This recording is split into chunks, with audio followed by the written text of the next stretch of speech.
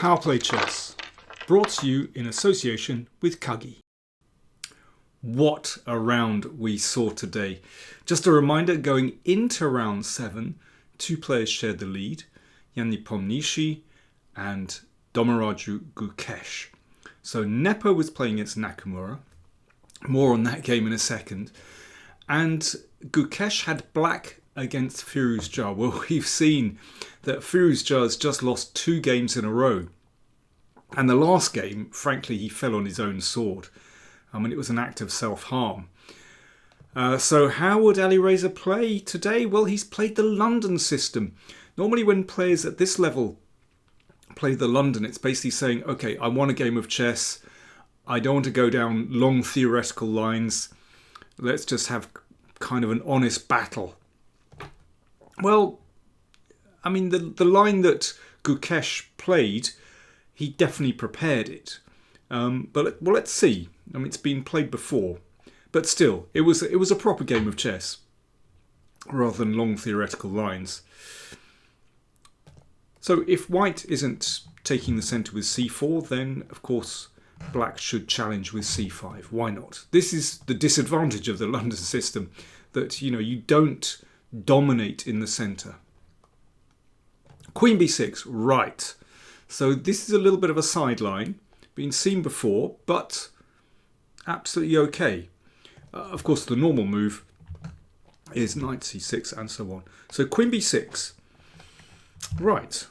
Well, he perhaps wants to grab that pawn on b2. Fair enough. So rook b1 from Firouzja, defending the pawn. And then Gukesh exchanged on d4 and played bishop d7. Aha! That's the idea. So we've seen this kind of idea in quite a lot of queen's pawn openings. You see it in the French defence as well, where you can see this bishop is blocked in by the e-pawn. So you get it out to d7, and then protected by the queen, you exchange off the so-called bad bishop for white's powerful bishop on f1. That bishop often is a really dangerous attacking piece. I'm sure if you've seen the London system, there are lots of famous games where there are sort of sacrifices with the bishop on h7. So this is a very, very logical idea to put the bishop to b5 to exchange off. c3. It does take a few moves, so you can see black has neglected development for the moment, but you can get away with it because the pawn structure is more or less fixed. So it doesn't matter that the king is just dawdling a little bit in the middle. So we've seen this before, and for example, one player did this, and that leads to a rather equal endgame. But we know what Alireza is about. h4. Here we go. There's no doubting his intentions here. He wants to attack on the king side. Great stuff. Knight d7 played. And rook h3. So what's this one about? Well, clearly the rook, he's looking to swing the rook into the attack like this. Difficult to do it at the moment because that knight can come to h5. I don't think this is a bad idea at all. I rather like white's pawn structure, and I like this kind of setup. You also get it from the Caro exchange variation, this exact pawn structure. I didn't mean to put that arrow in. Let's remove that. There we are. No, I don't have a problem with this at all, but I do have a problem with the fact that Alireza took 30 minutes to play rook h3. He's had a problem with time pressure in this tournament. It's not good. To spend half an hour over this move, which is not so unusual actually, seems a bit crazy. Yeah, okay, as the Soviets used to say, irresponsible. Well, that's how they used to refer to some of the English chess players. Right, bishop e7 from Gukesh, normal development. And h5. Well, it would be good for white if that pawn could advance again to create some weaknesses. So h6 blocks. And white wants to kind of clarify the situation in the middle, so a4. And this is actually a way of bringing the king to safety. So bishop takes, king takes. So this exchange allows the king just to shuffle to the side of the board. You're castling by hand, as it were. Castles from Gukesh. And king g1. So just tucking the king out of the way from that diagonal. Now, interesting move from Gukesh. And he senses how he's going to get counterplay here. Queen c6. So two things. Might be preparing to throw the knight on e4. But also he's looking at that a pawn. I mean, playing a4 forced this situation, but it's a little bit out on a limb. It means the queen can't move because it'll be taken. You don't want to protect it like this because that weakens this pawn. So Gukesh is just saying to Firouzja, okay, you know, I'm just keeping tabs on that one. Take care with your attack because I might just grab that pawn. So how's white going to attack here? Well, there's really only one way to go. Remember that rook h3 can be met by knight takes h5. So white has to play knight e5. And of course, in the London system and related systems like the collar, putting the knight to the outpost is standard stuff. Knight takes knight. You could play bishop takes knight here, but pawn takes pushes that knight away. Now, if the knight comes in, that can be exchanged. And yeah, that pawn, I think, on e4 is too vulnerable. So knight d7. And rook g3. So there we go. The rook is pointing in the right direction and there's a threat to take here. So king h8 steps out of the way. And, you know, very interesting moment here. You know, do you want to play queen g4, threatening mate, but then actually just rook g8 and black is very solid? And yes, there is a problem. What do you do about that pawn? So Firouzja decided to play a5 here. There's a very interesting alternative. Instead of that, white could play b4. Now, that's a shocking move to some people. You know, it weakens this pawn. It looks a bit suspicious. But you can sometimes get away with this move. So what's the point? Okay, this is a digression. This did not happen. I repeat, a5 happened. But I'm curious about b4. It's quite an interesting move. I like these kind of positions with white. Okay, what's the idea? Well, it takes away the c5 square, excuse me, from black's pieces. And that is a source of counterplay, playing one of the pieces here. So that's one thing. So, okay, what happens if black tries to disturb that pawn and break up the pawns? Well, then you take here, and that brings this rook into play. Okay, but surely, you know, this one looks too weak. But now, watch what happens. There's a little tactical device. Queen g4, threatening mate. Rook g8. Ah, seems like black's fine. Nope. In this case, bishop h6 is very strong.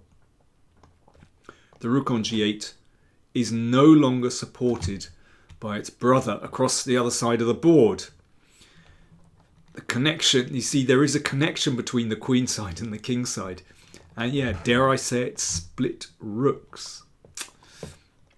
Listen, I'm not saying b4 is the best move in this position, but it's an interesting move.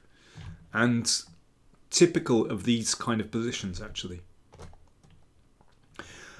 But Firouzja played a5. Queen c7. So the queen is still looking to cause some trouble here. Yeah, b4 is still potentially an idea. But watch out for this one. So knight f3 protects the pawn. Queen a5. So Firouzja has given up that a pawn. Now what's he got? Well, actually, he can force a draw in this position with actually a very typical mechanism.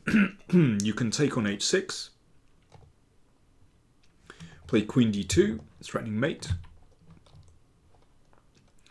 The king comes up to protect, check, king goes back here, threatening this, and so on. It's just a draw by repetition. So Firouzja knew he had a draw here. I mean, that's not difficult to see. But he wanted more. He played c4. So he's just looking to break open the position and just kind of stir up trouble and then hope that something happens on the king side, you know, when black is distracted. Rook g8 played by Gukesh. A very cool move. Now that means that these sacrifices simply aren't possible now. For example, like this here. Well, I mean, you know, this pawn can always be protected by the bishop. I mean, isn't that, for all kinds of reasons, that's just not working. So that's a defensive move, but a strong one. It secures the king side. Now remember, Gukesh is a pawn up. Rook a1, hitting the queen. And Firouzja just trying to shuffle things around a little bit. Queen b4, excellent move. That pins the c-pawn. b3. Knight d5. Now, at this stage, Alireza was down to around about 6 minutes, and Gukesh had something like 18 minutes. Maybe even a little bit more. So Firouzja short of time here, and he's a pawn down. Knight d4 protects that one. Knight e4, the knight hopping in. That spells trouble for white. That knight looks really strong. And now a very cool move. White wants to just exchange here and maybe get that knight to f5. Really menacing piece. So Gukesh just played queen c5. Very calm move. Means that after pawn takes pawn, he can just recapture with the queen, supporting the knight. Rook c1. Lining up against the queen.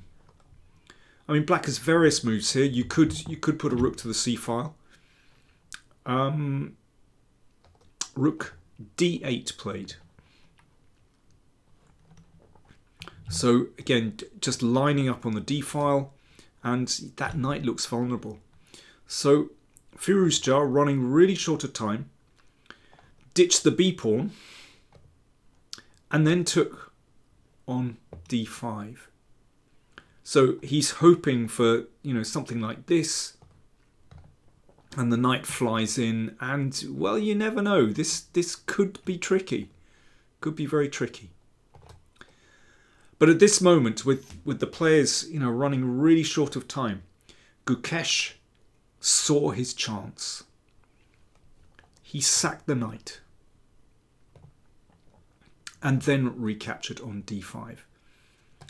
So if we look at the material balance, it's now a knight for Firouzja, 3 pawns for black. So it's roughly level on material, but look at black's pieces. And look at that pin on the d file. There are pins all over the place. I mean, it looks so dangerous, and watch out for this diagonal as well. So rook e4, holding the knight. Rook d8, more pressure. Bishop e3, solid defense. And at this point, Gukesh kind of stopped and invested some time, because he realized that things actually weren't so clear. Actually, Alireza has held everything together in the middle. Bishop c5, pressure here. Again, you can see all 4 black pieces bearing down on the unfortunate knight in the middle. But there is a move for white. How does white escape? over to you. Time for a slurp of tea. Cheers.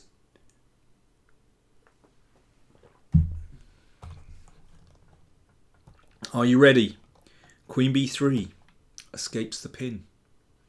Only just.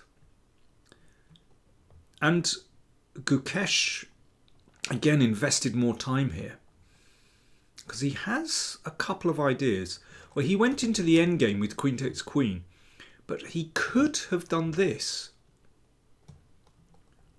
Rook takes, winning white's queen, but ditching lots of pieces. So it's 2 rooks and a bishop against the queen. But actually that queen is pretty annoying. Can start hassling the king. And the reason this is okay for black, this isn't checkmate, because actually the queen swoops over and takes the pawn and gives the king an escape square after the check. So, I mean, this is, the computer says that endgame, well, if you call it an endgame, I don't know what you want to call it, that this is roughly level. It also thinks this position is roughly level, and this is what Gukesh played. He exchanged bishops, so he's got 3 pawns against the knight, and good coordination. a5. So clock time's 1.5 minutes for Firouzja, 2.5 minutes for Gukesh. Very tight indeed. Rook c7 played, and they've got 7 moves still to make to get to move 40. a4, pushing again, knight c5, coming forward, and Gukesh thought for some time here and played rook a8. It's not a bad move. You know, classically, you want rooks behind passed pawns like this. Knight d7. That is such a tricky move. It was pretty amazing to see how Firouzja was playing this so short of time. And Gukesh, who'd had the time advantage before, suddenly appeared nervous. Black is okay here. For example, if you play b5, this is still playable, because if knight b6, then actually black escapes and everything's all right. And this should be a draw, according to the machine. I can believe it. But after knight d7, Gukesh panicked. He played king h7. Disaster. Rook f3. And the attack is coming good. This pawn is going to fall. If king g8, then knight b6 forks the rooks. And this mechanism, well, the problem is this is falling. I mean, rook f8 defends, but for example, you can play knight takes a4. You could play rook a3. You can take that pawn as well. Basically, little by little, white should win that position. But after rook f3, Gukesh gambled. He played a3. Rook f7 snapped off. If a2, then I think we've seen that kind of checkmate before. I think some people call it the Arabian mate. King h8 played. Knight f8. a2, last chance, but Firouzja was cool enough. He played knight g6, and here Gukesh resigned. Extraordinary. King h7 or king g8, it doesn't matter. Rook g7 is checkmate. Wow. Incredible that Firouzja broke through to the king finally. His aggression paid off. Round about this stage, round about here, let's say. No, let me go a little bit further back. Around about here, this is where he really started improvising and ditching this pawn. Yeah, he's worse, but he did manage to create trouble here. And this was very cool. When Gukesh went for the kill, ditching the piece, he did very well to find these defensive moves. Very solid. And then was active enough in the endgame.